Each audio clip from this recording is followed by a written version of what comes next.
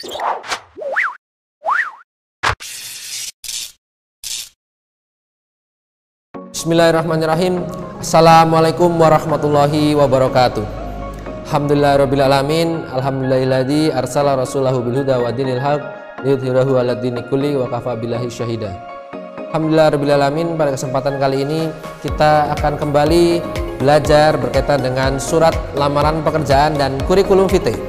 Kurikulum 2013 edisi revisi bersama saya Andreas Agil. Mari kita sama-sama simak materi pada hari ini. Untuk yang pertama kita akan terhubung pada apa? Tentu ya terhubung pada KD 3.7 dan 4.37 ya, 3.37 dan 4.37 dan 3.38 serta 4.38. Nah, di masa pandemi ini ada sedikit perbedaan gitu ya. Jadi hanya ada dua KD, mohon maaf, KD pengetahuan dan keterampilan. Nah, ini untuk bukan spesial pandemi ya, tapi secara umum nanti tetap akan sama begitu ya.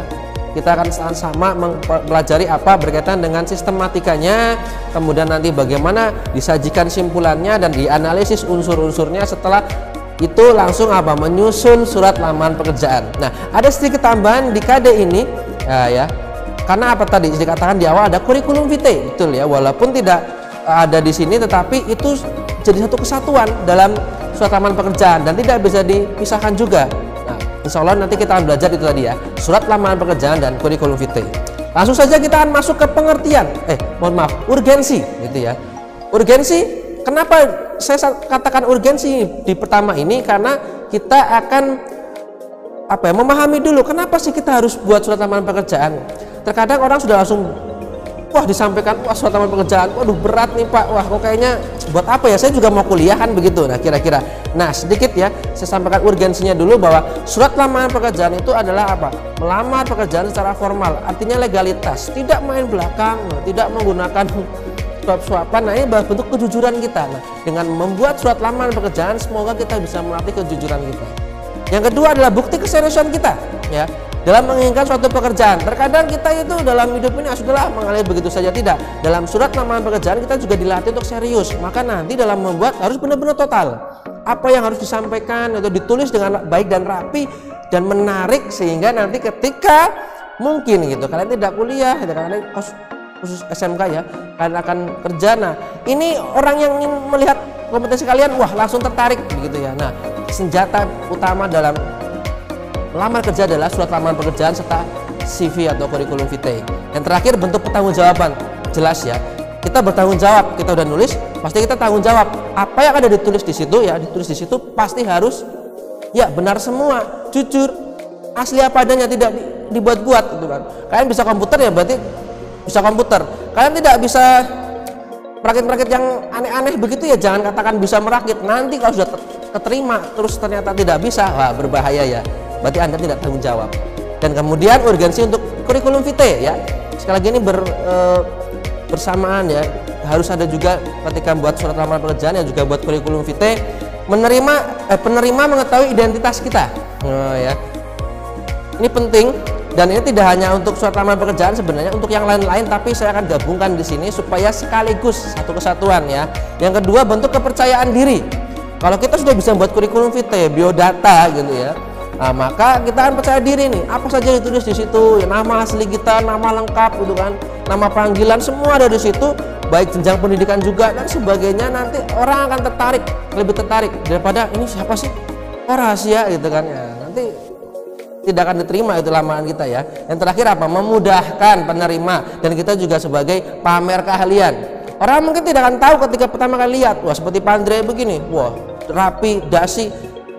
Ada nggak ada yang tahu mungkin, kalau apa bisa jadi ini kantoran, ternyata sastrawan, bisa jadi gitu ya. Maka perlu ditulis supaya orang lain pas melihat pertama mungkin akan tertipu, tapi ketika sudah ditulis, oh iya tahu ini adalah kompetensi kita atau keahlian kita gitu ya. Nah berarti setelah ini lanjut nih ya ke pengertian dan unsur yang terkait dalam surat lamaran pekerjaan dan kurikulum vitae. Yang pertama ya, dari pengertiannya adalah surat resmi. Nah, saya kasih bawahi ya, surat resmi berupa permohonan. Nah, kalau kita bicara permohonan, berarti kita memohon, berarti kita menginginkan sesuatu. Nah, maka nanti kata kuncinya di situ ya, permohonan yang dibuat dan dikirimkan oleh seseorang. Nah, kata kunci kedua, oleh seseorang Berarti bukan rame-rame gitu, bukan dari sebuah organisasi, tidak, tapi diri kita pribadi ya. Mengirim ya, bekerja di mana sebuah kantor, perusahaan atau instansi tertentu. Ya, berarti dari orang ke instansi. Pak, orang ke instansi, bukan surat pribadi, bukan. Nah, cek di atas tadi, surat resmi. Berarti ada hal-hal lain yang nanti akan apa? Kita ulas ya. Surat resmi tapi kok pribadi. Tapi ini untuk apa? Mohon kerja. Siap-siap ya, nanti mungkin yang belum tahu akan kita gali lebih dalam. Kalau yang sudah tahu silakan, berarti langsung percepatan supaya nanti kita bisa membuat surat lamaran pekerjaan dan kurikulum vitae yang baik, menarik dan lulus atau tembus kerja. Berikutnya untuk kurikulum vitae, ya, pengertiannya adalah uraian singkat tentang riwayat pekerjaan, pengalaman orang yang melamar pekerjaan. Ya. Sekolah juga bisa, atau mungkin melamar kuliah juga bisa, atau melamar hal yang lain. Ya, kalau udah umur segini ngelamar orang lain berarti ngelamar ya itu ya, jangan ya. Nanti dulu fokus kuliah dulu atau fokus kerja dulu, baru nanti melamar orang lain.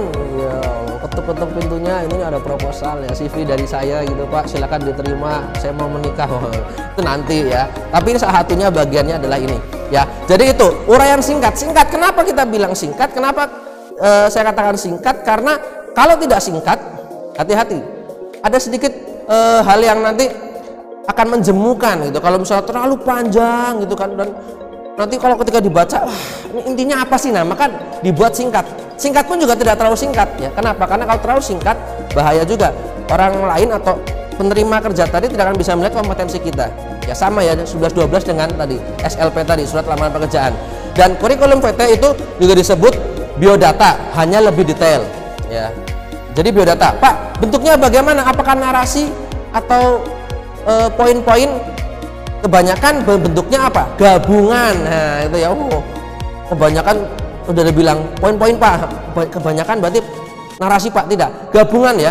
Jadi bentuknya ada yang narasi, ada yang poin-poin. Nah, kita akan latih di situ. Kebanyakan kita salah dalam membuat CV atau tidak menarik sehingga ketika orang baca, biasa aja gitu ya. Nah, oke, kita lanjutkan. Kita langsung masuk ke apa? Sistematika dari surat lamaran pekerjaan. Nah, di sini ada 10 ya. Mungkin kalau kalian sudah sempat lihat di ya video-video yang lain begitu ya, di video surat lamaran pekerjaan yang lain, materi surat lamaran pekerjaan yang lain, atau mungkin sudah sempat lihat di Google dan sebagainya, googling dan sebagainya, pasti ada sedikit perbedaan. Nah, tidak masalah ya. Ini intinya sama. Saya akan sebutkan satu persatu sambil nanti akan dibahas. Mungkin tidak urut, tapi nanti berhubungan dengan yang saya sebutkan ini ya. Satu, tempat dan tanggal pembuatan surat ya. Kemudian informasi lampiran. Nah, tadi ya ada 10. Ini yang pertama. Silakan bisa dilihat di situ ya. Tempat dan tanggal surat ditulis di mana surat itu dibuat. Hari itu juga ya, tidak masalah gitu. Tapi hati-hati nih ya. Ini kadang sering tertipu ya. Misalnya hari itu juga, Pak, saya itu melamar hari ini. Tapi ternyata saya kemudian ditolak gitu kan ya. Tidak ada jawaban. 3 bulan berikutnya baru ketahuan saya tidak diterima. Lalu saya kirim lagi, diganti ya, tanggalnya diganti. Jangan sampai kalian tetap tanggal hari itu, berarti tandanya itu adalah surat yang sudah 3 bulan lalu ada luarsa. Nah gitu ya, ini penting. Makanya tempat dan tanggal itu berarti yang kapan lagi dibuat, hari itu juga. Maka harus selalu direvisi surat lamaran pekerjaan itu kalau misalnya ternyata dikirimkan dan tidak diterima. Nah contohnya sudah ditulis di situ ya, Magelang, 7 September 2020, berarti hari kemarin. Ditulis di mana? Di sudut kanan atas surat. Sudut kanan atas surat. Kalau ada surat, nah sudut kanan atas itu ditulis tempat dan tanggal pembuatan surat. Berikutnya hal dan perihal. Ya, silahkan bebas memilih. Kalian boleh hal atau perihal. Nah, kata ini ditulis bersama dengan informasi lampiran. Nah, informasi lampiran tidak ditulis informasi lampiran, tidak ya, tapi cukup tulis lampiran atau lam gitu ya. Tapi alangkah baiknya lampiran itu lengkap ya. Karena memang apa ya, kita bicara EYD juga, PUEB juga, maka itu saja lengkap ya, lampiran. Oke, nah contohnya bisa dilihat itu, jadi langsung tulis di bawahnya ya, hal ada jeda titik 2, kemudian apa, tentang apa, hal itu perihal tentang apa, lamaran pekerjaan.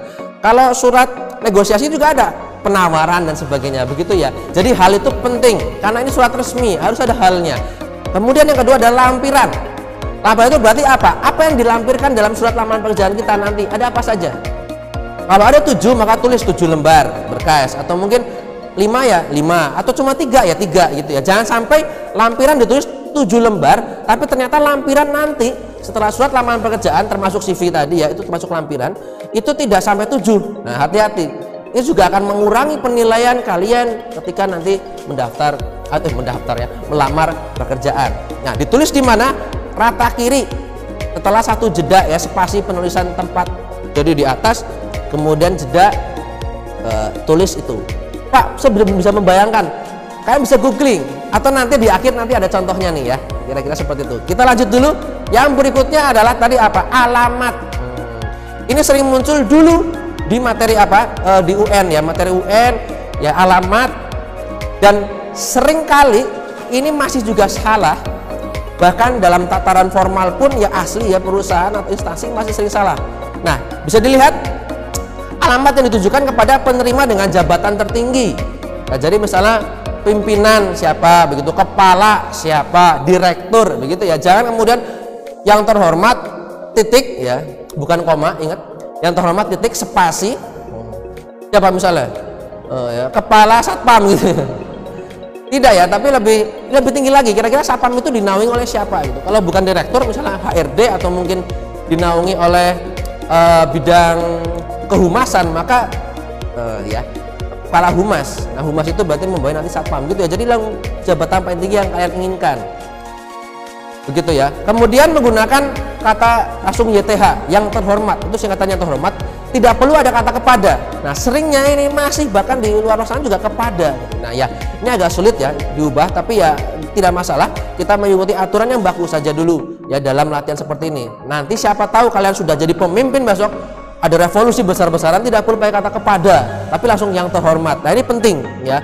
Jadi aneh kadang apa yang diajarkan di bahasa Indonesia kadang kan tidak dilakukan di luar sana ya. Kwitansi sampai sekarang Mas, kalau kalian tahu, kwitansi pakai apa? U apa W? Pakai W. Nah, di mana-mana pakai W. Tapi yang baku adalah KU. Nah, itu bagaimana ya, sudah ya. Kita laksanakan saja, tidak masalah. Oke.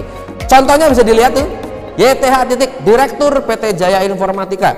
Jalan Tembus Blabak Mendut kilometer 3. Nah, kilometer boleh disingkat boleh tidak sebenarnya, tapi alangkah baiknya sekali lagi jangan banyak singkatan. Termasuk jalan, kata jalan itu sering juga kadang ada disingkat JLN titik begitu ya.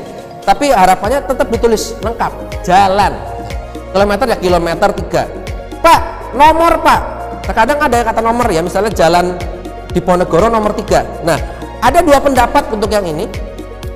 Boleh ditulis nomor begitu ya. Berarti huruf awalnya tetap kapital, nomor, N-nya besar gitu. Ada yang ditulis no titik gitu. Ada yang tidak ditulis. Terus bagaimana yang tepat sebenarnya yang tidak ditulis nomor? Sebenarnya tidak ada kata nomor itu langsung. Jalan Diponegoro 3, artinya berarti Jalan Diponegoro nomor 3. Hanya saja dalam kenyataannya terkadang ada sedikit perbedaan. Ada angka Romawi 3, ada nomor 3, ada gang 3 begitu. Nah, maka harus lengkap. Kita harus mencari yang lengkap, paling lengkap dan ditulis lengkap. Nah, kira-kira seperti itu ya. Jadi kalau nanti muncul dalam soal nomor boleh tidak disingkat. Dalam soal kadang ada yang disingkat. Nah, akhirnya jawab saja boleh. Tapi ada yang tidak disingkat nomor. Bahkan ada yang hilang. Nah, gitu ya. Jadi nanti itu fleksibel. Berikutnya Magelang, Jawa Tengah, kode pos. Ya, ini baku ya. Aturan bakunya begitu, kadang sudah setelah nama daerah kemudian kode pos. Terakhir di tempat. Kenapa di tempat? Ya, berarti kita tidak tahu ada di mana gitu. Tidak kemudian di rumah ya, tidak ya, atau mungkin di kantor, tidak, tapi di tempat. Di mana tempat? Ya tadi ya, direktur tersebut. Siapa tahu mungkin pas tidak di kantor saat membaca, atau mungkin ada di ruangan mana, atau mungkin saat di mana. Jadi logikanya sederhana saja, di tempat saja begitu ya. Ya terhormat bla bla bla bla bla di tempat. Ini penulisan alamat. Selanjutnya setelah alamat apa tadi?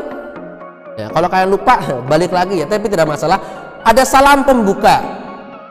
Ya, setelah salam pembuka ada lagi sebenarnya, tapi saya akan gabung karena sama-sama salam. Salam pembuka dan salam penutup. Nah, ini mempunyai kesamaan, hanya mengganti kata.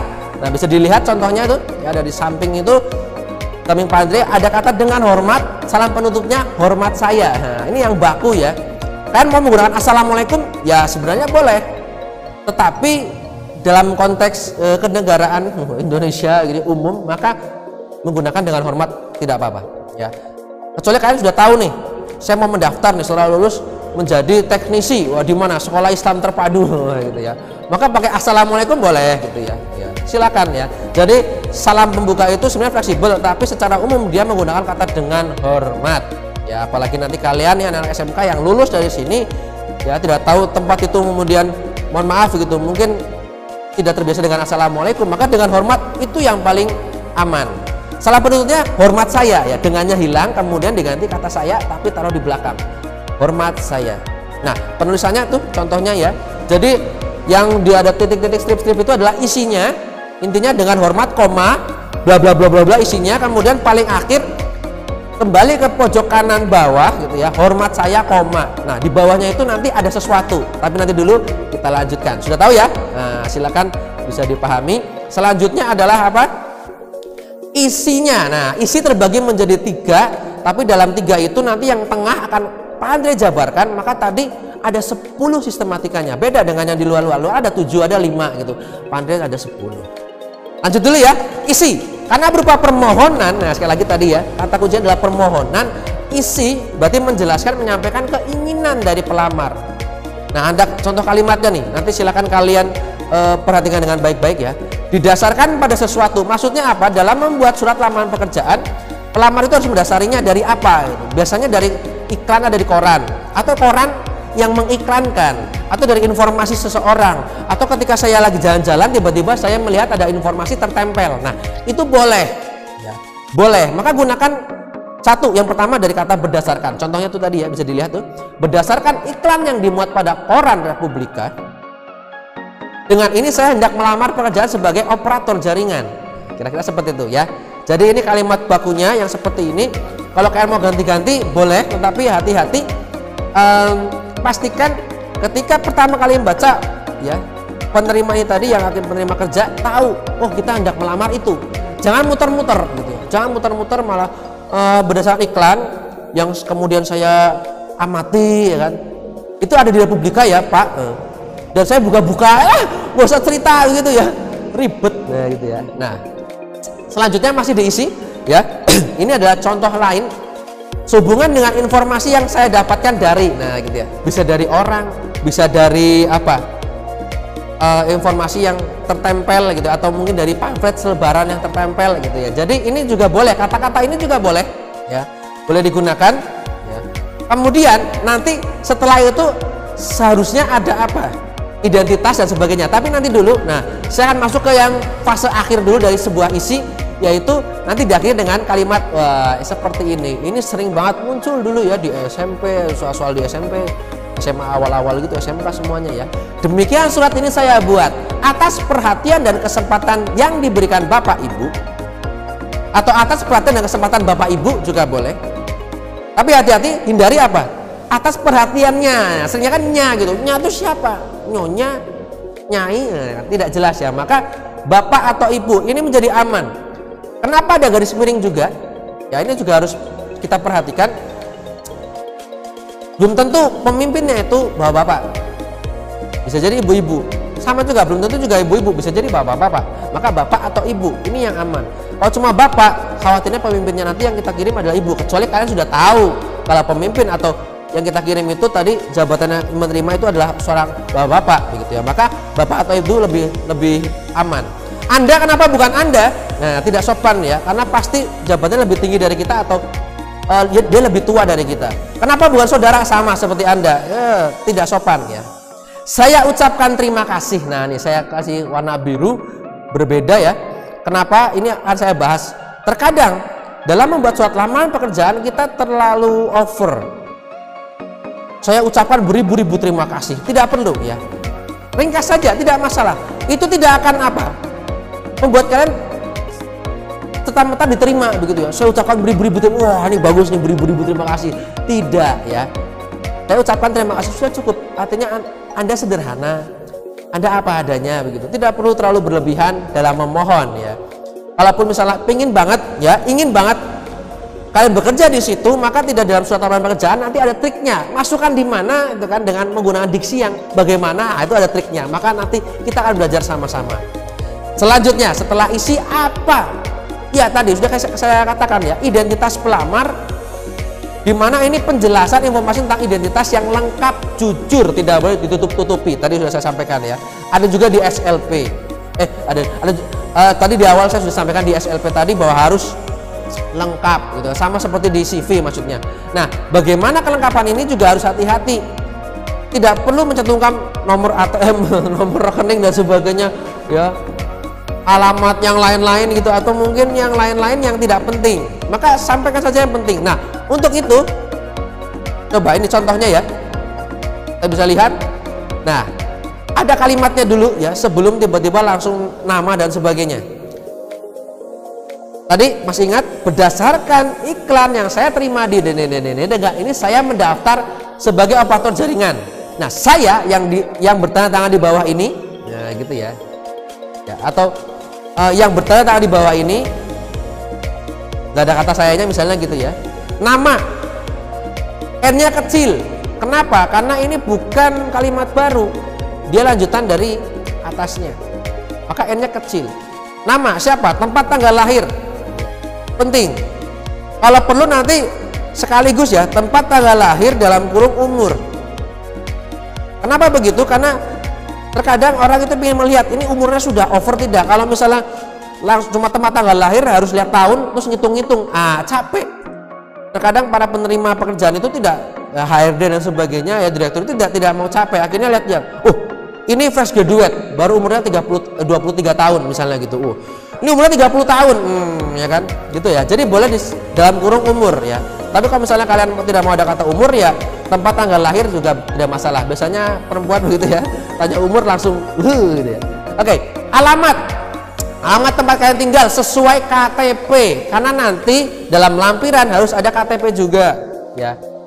Nah, untuk ini juga emang agak mengerikan juga, artinya harus berhati-hati. Kenapa? Karena kalau kita melampirkan KTP, di situ aja nomor induk kependudukan, NIK dan sebagainya, siapa tahu takut disalahgunakan. Maka pastikan gitu ya. Kalau memang ini terpercaya ya sudah boleh ya, silakan cantumkan fotokopi KTP. Kalau misalnya tidak terpercaya, tidak masalah ya, tidak mencantumkan, tapi nanti pasti akan ditanya kenapa tidak ada begitu ya. Nah, nanti baru disusulkan sesuai dengan tadi ya prosedur yang ada, karena memang sekarang KTP sangat penting ya.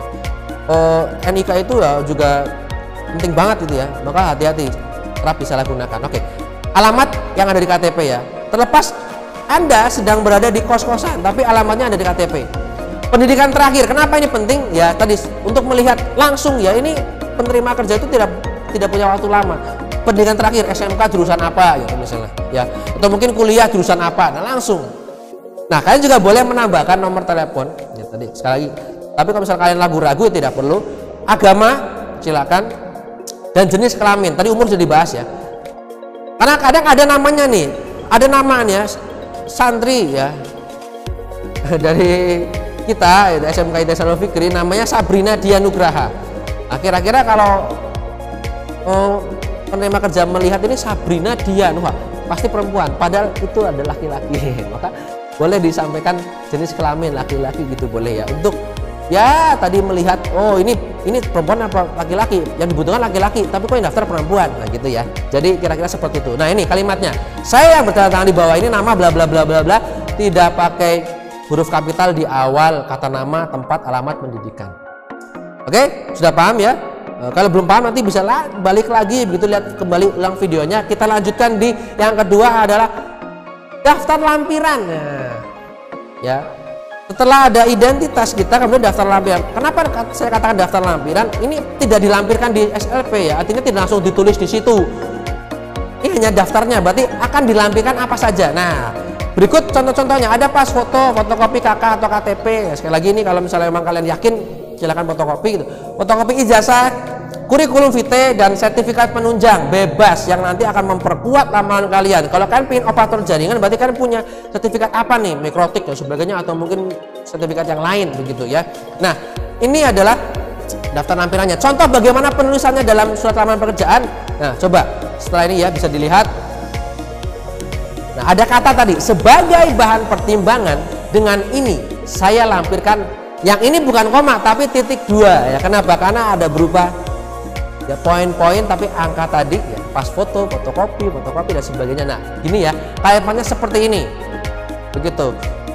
Jadi tidak kemudian langsung tiba-tiba saya lampirkan, tidak. Sebagai bahan pertimbangan atau sebagai bahan untuk menguatkan saya bisa menerima di sini. Nah tadi ya diksinya itu silakan ambil sendiri, diolah sendiri bagaimana yang baik, bagaimana supaya bisa meyakinkan penerima tadi pekerjaan. Seperti ini kira-kira ya. Oke. Kemudian setelah daftar lampiran ada apa saja? Ada apa lagi? Mohon maaf ya. Tanda tangan dan nama lengkap. Ini yang paling akhir. Sekali lagi tidak urut ya, setelah itu seharusnya ada salam penutup gitu dan sebagainya ya, ada kalimat penutup, ada salam penutup begitu. Tapi sekali lagi tadi sudah sampaikan di awal, silakan kalian tonton lagi, dirangkai sendiri dan jadilah sebuah surat lamaran pekerjaan. Saya akan menyampaikan sesuai dengan urutan yang ada di sini, yaitu tanda tangan dan nama lengkap ditulis setelah salam penutup. Tadi apa salam penutupnya? Hormat saya, betul ya. Nah tuh saya kasih warna merah tuh, hormat saya, koma, tanda tangan kita dan nama lengkap kita. Penting untuk diketahui tanda tangan itu walaupun sepele, tapi dia sangat penting untuk mengetahui karakter kita terkadang. Dari tadi ya si penerima kerja tadi, tanda tangan penting ya. Tanda tangannya bagaimanapun juga nanti akan bisa dilihat, masya Allah. Makanya ini hati-hati ya. Kita harus berlatih tanda tangan. Nah, ada model tanda tangan yang bagus yang dikatakan ini bisa tanda tangan sukses. Ada model tanda tangan yang, aduh ini kayaknya susah nih. Tapi itu ilmu saja ya, tidak kemudian langsung jadi apa ya patokanmu, betul tanda tangan saya begini saya nggak sukses pak, tidak ya, tidak mesti ya, tapi ada seni-seni dalam tanda tangan. Maka silakan dilatih tanda tangan yang bagus, yang jelas begitu, dan nama kalian juga tulis lengkap, tidak kemudian contoh saya Andreas A. Munarwidya ya. Tidak boleh, hanya itu siapa, jangan-jangan ada dua nama yang sama gitu, siapa tahu begitu. Ada juga ya soalnya ya kembar tengah-tengahnya yang beda, Muhammad Husain Fadilah, kemudian ada Muhammad Hasan Fadilah. Nah coba kalau dua-duanya nama kerja Muhammad H Fadilah, Muhammad H Fadilah, bingung kira-kira begitu ya. Nah itu adalah sistematika SLP. Alhamdulillah kita sudah selesai. Kalau kalian masih bingung, silakan ulang lagi dari awal tadi video, dilihat, disusun, dan jadilah surat lamaran pekerjaan yang baik. Selanjutnya kita akan bicara kurikulum vitae, namun ini berhubungan dengan tugas nanti ya. Silakan dibaca dulu, perhatikan gambar, nanti setelahnya muncul gambar, adakah kesalahannya ya silakan kalian teliti. Nah ini untuk nanti tugas berkaitan dengan nanti ada di smkit.edufikri.id gitu ya. Nah ini contohnya kalian bisa lihat.